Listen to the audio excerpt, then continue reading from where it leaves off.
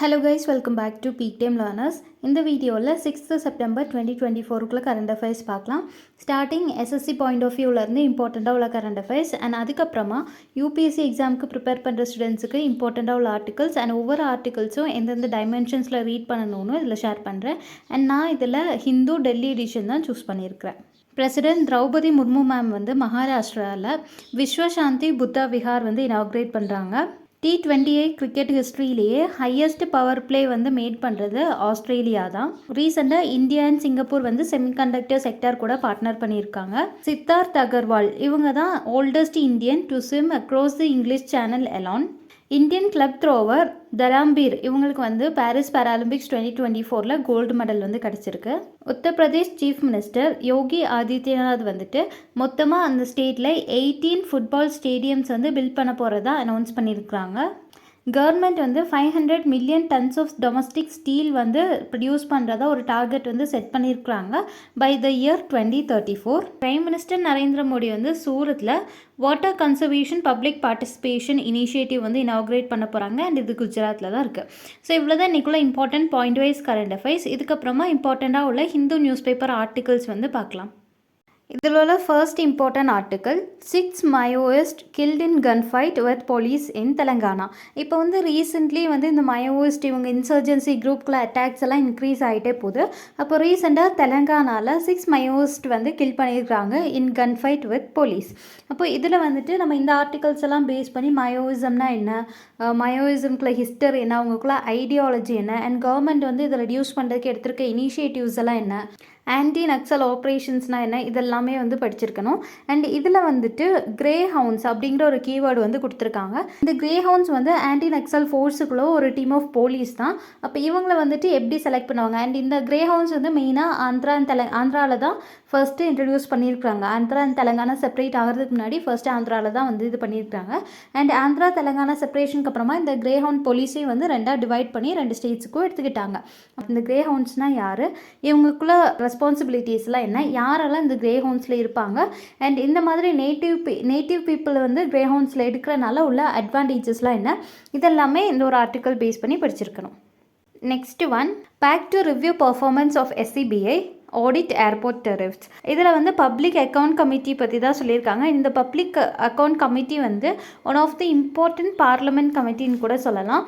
And இப்போ வந்து இந்த SCBI, TRAF, AAI இந்த மாதிரி உள்ள ஆர்கனைசேஷன்ஸ் அகெயின்ஸ்டாக நிறைய ஒப்போசிஷன்ஸ் அண்ட் நிறைய கம்ப்ளைண்ட்ஸ் இஷ்யூஸ் எல்லாம் இருக்கிறனால இந்த பப்ளிக் அக்கௌண்ட் கமிட்டி வந்து சியோ மோட்டோ இன்வெஸ்டிகேஷன்ஸ் வந்து ஸ்டார்ட் பண்ணியிருக்கிறாங்க டு இன்வெஸ்டிகேட் ஒரு review the issues related with SCBI.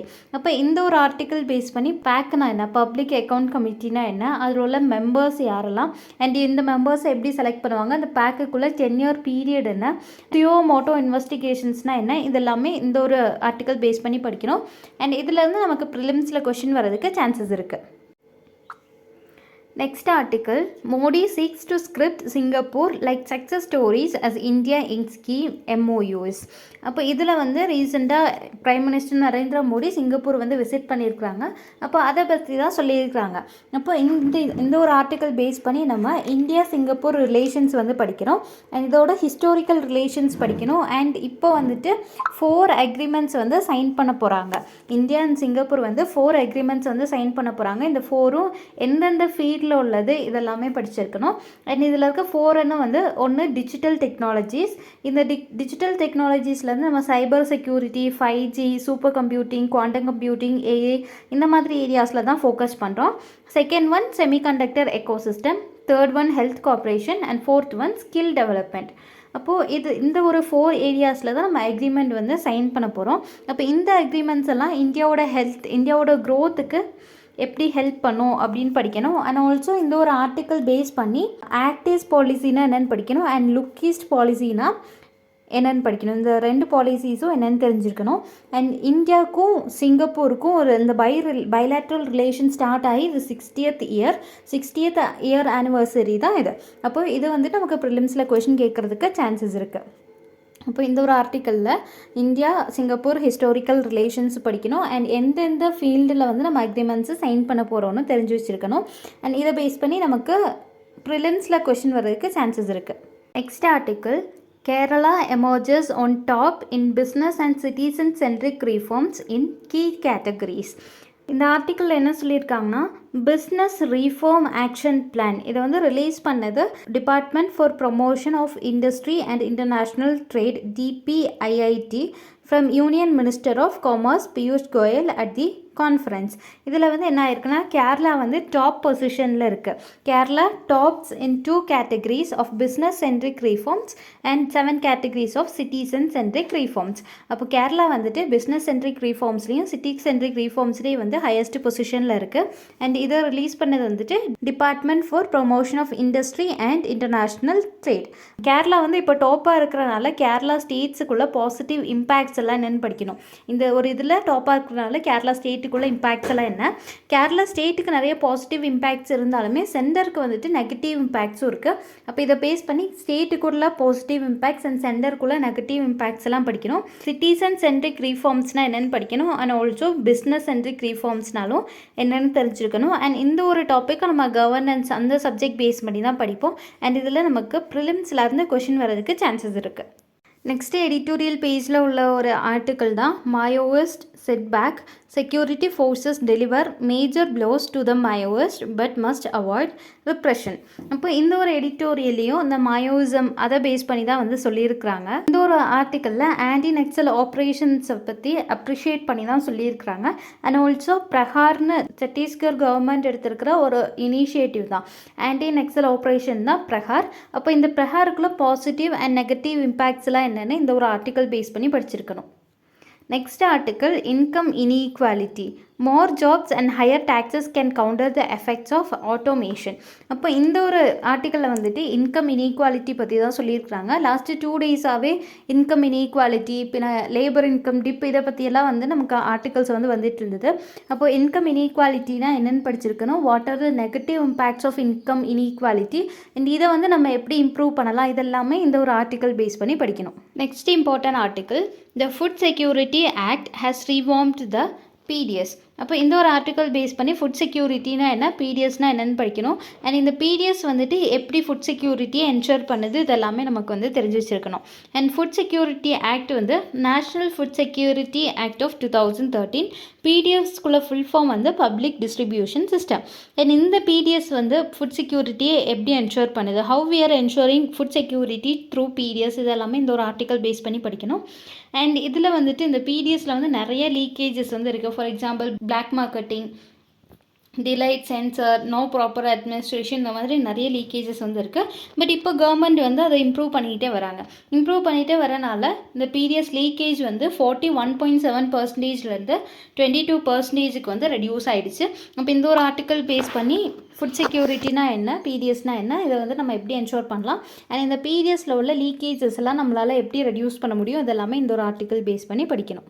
Next article Africa can make India's critical mineral mission shine. இந்த ஒரு ஆர்டிக்கிளில் இந்தியாவோட கிரிட்டிக்கல் மினரல் மிஷன் பற்றி தான் சொல்லியிருக்காங்க. அப்போது இது படிக்கிறதுக்கு முன்னாடி நமக்கு ஃபர்ஸ்ட்டு கிரிட்டிக்கல் மினரல் மிஷன்னா என்னென்னு தெரிஞ்சுக்கணும். கிரிட்டிக்கல் மினரல்ஸ்லாம் என்னெல்லாம் இன்க்ளூட் ஆகும் அப்படிங்கிற நேம்ஸும் வந்து நம்ம படித்து வச்சுருக்கணும்.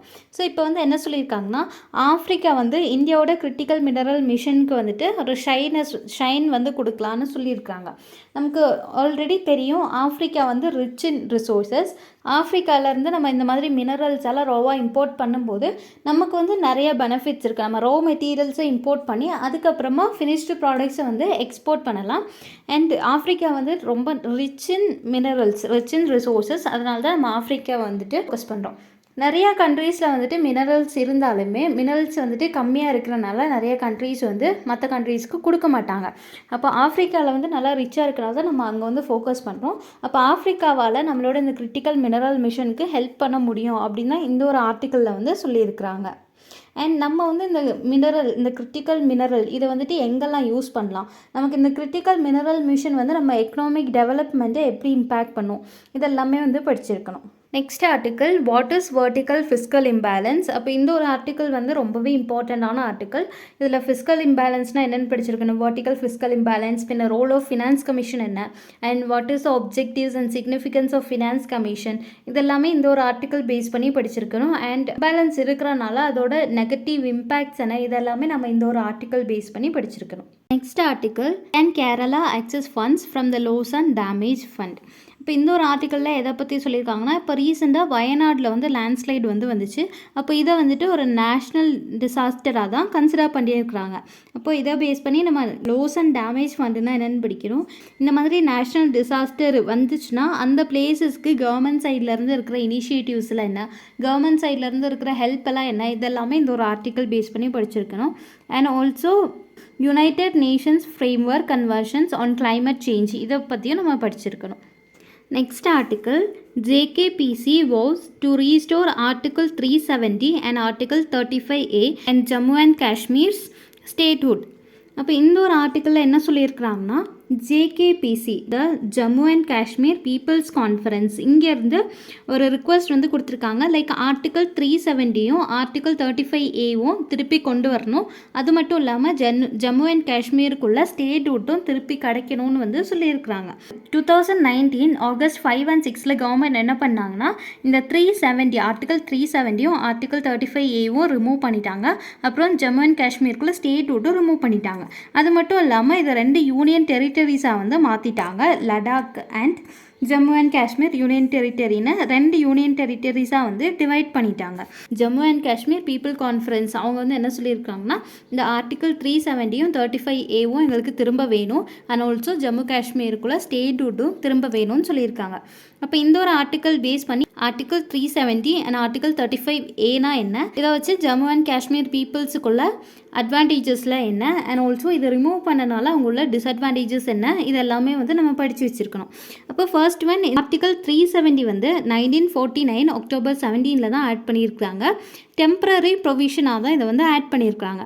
இதில் என்ன சொல்லியிருக்காங்கன்னா, ஜம்மு அண்ட் காஷ்மீருக்கு வந்து ஸ்பெஷல் ஸ்டேட்டஸ் வந்து கொடுத்துருக்குறாங்க. லைக் அந்த ஸ்டேட் வந்து ஆன் கான்ஸ்டிடியூஷன் வந்து டிராஃப்ட் பண்ணிக்கலாம். அண்ட் அங்கே வந்துட்டு இந்தியன் பார்லிமெண்ட் ரெஜிஸ்ட்ரேட்டிவ்க்கு அந்த ஸ்டேட்டுக்குள்ள ஒரு பவருமே கிடையாது. இந்த ஆர்டிகல் 370 வந்து இருக்குது. அண்ட் ஆல்சோ JNK ஜம்மு காஷ்மீருக்கு வந்துட்டு ஆன் கான்ஸ்டிடியூஷன் இருக்கும், ஆன் ஃப்ளாக் இருக்கும், ஆன் பீனல் கோடு எல்லாமே வந்து இருக்கும். இதான் ஆர்டிகல் 370. 370ல் அவங்களுக்கு ஸ்பெஷல் ஸ்டேட்டஸ் வந்து கொடுத்துருக்காங்க. அண்ட் ஆர்டிகல் 35Aல என்ன இருக்குன்னா, இந்த ஆர்டிகல் 35A வந்து ஆர்டிகல் 370லேருந்து வந்தது தான். அண்ட் த்ரூ திஸ் அவங்களுக்கு வந்து permanent residence of the state அதை வந்து டிஃபைன் பண்ணிக்கிறதுக்குள்ள ரைட்ஸ் இருக்குது. அண்ட் அவங்களுக்கு வந்துட்டு ஸ்பெஷல் ரைட்ஸ் அண்ட் ப்ரிவிலேஜஸ் எல்லாமே வந்து இந்த ஆர்டிகல் 35Aலேருந்து கிடச்சிருக்கு. சச்சஸ் எக்ஸாம்பிள் சொல்ல போனால் public employment, acquisition of immovable property in the state, settlement in different parts of the state, access to scholarships, voting rights, இந்த மாதிரி நிறையா ஸ்பெஷல் ரைட்ஸ் வந்து கிடச்சிருக்கு. இந்த ரைட்ஸ் எல்லாம் அவுட் சைட் ஸ்டேட் உள்ள பீப்புளுக்கெல்லாம் கிடையாது. ஜம்மு அண்ட் காஷ்மீருக்கு உள்ள பீப்புள்ஸுக்கு மட்டும்தான் இந்த மாதிரி ரைட்ஸ் எல்லாம் கிடச்சிருக்கு. ஆர்டிகல் 35Aவும் 370யும் ரிமூவ் பண்ணனால அவங்களுக்குள்ள நெகட்டிவ் இம்பேக்ட்ஸ் எல்லாம் என்ன, எதுக்காக அவங்க இதெல்லாம் வந்து திரும்பி கேட்குறாங்க, அண்ட் இந்த ஆர்டிகல்ஸுக்குள்ள அட்வான்டேஜஸ்லாம் என்னென்னு இந்த ஒரு ஆர்டிக்கல் பேஸ் பண்ணி படிச்சிருக்கணும். Next article, close ties between agencies globally needed to tackle new age crimes, says official. இதில் வந்து யூனியன் ஹோம் செக்ரட்டரி கோவிந்த் மோகன் என்ன சொல்லியிருக்கிறாங்கன்னா, நியூ ஏஜ் கிரைம்ஸ் எல்லாம் சரி பண்ணுறதுக்கு நமக்கு குளோபல் கமிட்மெண்ட்ஸ் வந்து வேணும்னு சொல்லியிருக்கிறாங்க. இதில் நியூ ஏஜ் கிரைம்ஸாக என்னெல்லாம் சொல்லியிருக்கிறாங்கன்னா, cyber enabled financial frauds, online radicalisation, transactional organised crime networks, இதெல்லாம் பற்றி தான் நியூ ஏஜ் கிரைம்ஸ்னு சொல்லியிருக்காங்க. அண்ட் இந்த நியூ ஏஜ் கிரைம்ஸை நம்ம சரி பண்ணுறதுக்கு குளோபல் கமிட்மெண்ட்ஸ் வேணும்னு சொல்லியிருக்காங்க. அண்ட் ஆல்சோ இதில் வந்துட்டு இன்டர்போல் பற்றி சொல்லியிருக்காங்க. அப்போ இந்த ஒரு ஆர்டிக்கல் பேஸ் பண்ணி நம்ம ஃபஸ்ட்டு நியூ ஏஜ் கிரைம்ஸ்னால் என்னென்னு படிக்கணும். அண்ட் ஆல்சோ அதுக்கப்புறமா இன்டர்போல்னால் என்னென்னு படிக்கணும். இன்டர்நேஷ்னல் லெவலில் உள்ள ஒரு ஆர்கனைசேஷன் தான். அப்போ what is Interpol, what are the responsibilities of Interpol, and நம்ம CBI வந்து இந்த இன்டர்போல் கார்பரேஷனில் எப்போ ஜாயின் பண்ண இயர் எல்லாமே வந்து தெரிஞ்சு வச்சுருக்கணும். Next article, in China Africa submit XI pledges $50 billion funds help for job creation. இப்போ இந்த ஒரு ஆர்டிக்கலில் சைனா ஆஃப்ரிக்கா சப்மிட் பற்றி தான் சொல்லியிருக்காங்க. சைனா ஆஃப்ரிக்கா சப்மிட்டில் இப்போ ரீசனாக என்ன வந்திருக்குன்னா, இதில் இருக்க ஒரு நியூஸ் தான். சைனா வந்து ஆஃப்ரிக்காவுக்கு $50 billion வந்து ஃபண்ட் கொடுக்க போகிறாங்க ஃபார் ஜாப் க்ரியேஷன். இந்த ஒரு ஆர்டிக்கல் பேஸ் பண்ணி இந்த சப்மிட்டு இந்தியாவை எப்படி அஃபெக்ட் பண்ணும், இந்தியாவுக்குள்ள நெகட்டிவ் இம்பேக்ட்ஸ் எல்லாம் என்னென்னு இந்த ஒரு சப்மிட் பேஸ் பண்ணி படிக்கணும். அப்போ இவ்வளோ தான் இன்றைக்குள்ள இம்பார்ட்டன்ட் நியூஸ் ஆர்டிகல்ஸ். இந்த மாதிரி கூடுதல் கரண்ட் அஃபேர்ஸ் வீடியோஸ்க்கு பீக் டைம் லேர்னர்ஸை சப்ஸ்கிரைப் பண்ணிக்கோங்க. தேங்க்யூ.